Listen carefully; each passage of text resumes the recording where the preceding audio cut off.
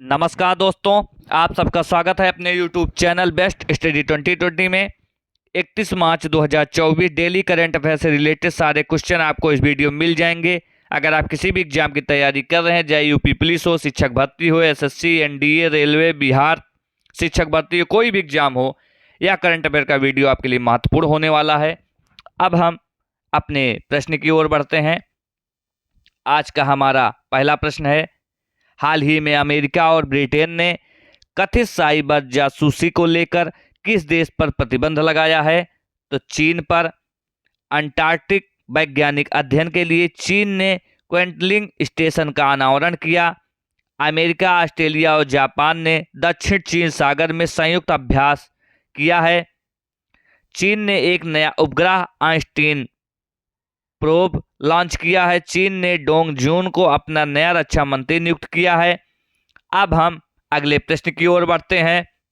हाल ही में किस देश ने समलैंगिक विवाह को वैध बनाया है? तो थाईलैंड ने। अगले प्रश्न की ओर बढ़ते हैं। हमारा अगला प्रश्न है, हाल ही में लैटिन अमेरिकी क्लब का हस्ताक्षर करने वाले पहले भारतीय फुटबॉलर कौन बने हैं? तो विजय छेत्री बने हैं। अब हम अगले प्रश्न की ओर बढ़ते हैं। हमारा अगला प्रश्न है, हाल ही में भारतीय सेना ने कहाँ प्रथम सेना कमांडर सम्मेलन का आयोजन किया है? तो नई दिल्ली में। अगले प्रश्न की ओर बढ़ते हैं। हमारा अगला प्रश्न होगा, हाल ही में कल्याण चालुक्य राजवंश 900 साल पुराना कन्नड़ शिलालेख किस राज्य में पाया गया है? तो तेलंगाना में। तेलंगाना इंटरनेट को बुनियादी अधिकार बनाने के लिए एआई हब स्थापित करेगा। तेलंगाना के मुख्यमंत्री ने विदेश में छात्रों के लिए हेल्प डेस्क लॉन्च की है। तेलंगाना सरकार द्वारा प्रजा पालन कार्यक्रम शुरू किया गया है। अब हम अगले प्रश्न की ओर बढ़ते हैं। हमारा अगला प्रश्न है, हाल ही में ईवी चार्जिंग स्टेशन के लिए टाटा के लिए साथ समझौता के साथ साझेदारी की है? तो एचपीसीएल के साथ। अगले प्रश्न की ओर बढ़ते हैं। अगला प्रश्न है, हाल ही में कौन सा देश पहली बार मिस यूनिवर्स प्रतियोगिता में भाग लेगा? सऊदी अरब। नई दिल्ली पुस्तक मेले में सऊदी अरब को सम्मानित अतिथि के रूप में चुना गया है। सऊदी अरब ने पाकिस्तान की सबसे बड़ी तेल रिफाइनरी के लिए $10 बिलियन का निवेश किया। फीफा क्लब वर्ल्ड कप 2023 का आयोजन जेच्छा शहर में किया जाएगा। अगले प्रश्न की ओर बढ़ते हैं। हमारा अगला प्रश्न है, हाल ही में ब्रांड फाइनेंस इंश्योरेंस 100 के अनुसार सबसे मजबूत जीवन बीमा ब्रांड कौन सा बना है? तो भारतीय जीवन बीमा। अब हम अगले प्रश्न की ओर बढ़ते हैं।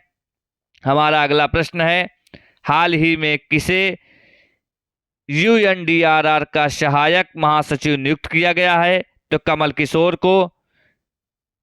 सूरत डायमंड बोर्स का नया अध्यक्ष गोविंद ढोकलिया को नियुक्त किया गया। डिजिटल न्यूज पब्लिशर्स एसोसिएशन डीएनपीए का नया अध्यक्ष मरियम मैमन मैथ्यू को चुना गया। भारतीय बैंक संघ के चेयरमैन एम.बी. राव बने हैं।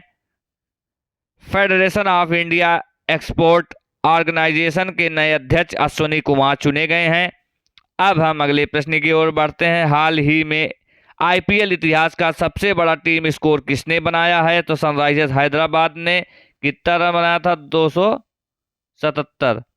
अब हम अगले प्रश्न की ओर बढ़ते हैं। हमारा अगला प्रश्न है, हाल ही में बसिस्रो दियोमारे को किस देश का राष्ट्रपति नियुक्त किया गया है? तो सेनेगल।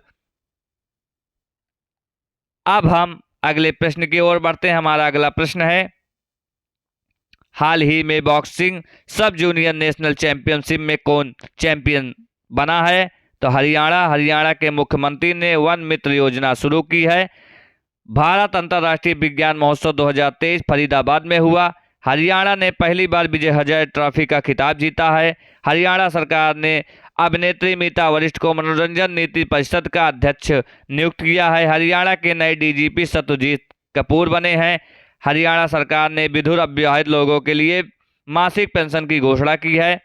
अब हम अगले प्रश्न की ओर बढ़ते हैं। हमारा अगला प्रश्न है, हाल ही में दिनकर अस्थाना को किस देश में भारतीय उच्चायुक्त नियुक्त किया गया है? तो गाम्बिया में।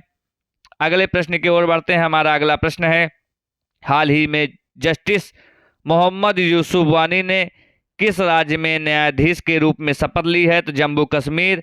एशिया का सबसे बड़ा ट्यूलिप गार्डन श्रीनगर में खुला है। उत्तर प्रदेश के पहले सरकारी होम्योपैथिक कॉलेज की स्थापना कठुआ में होगी।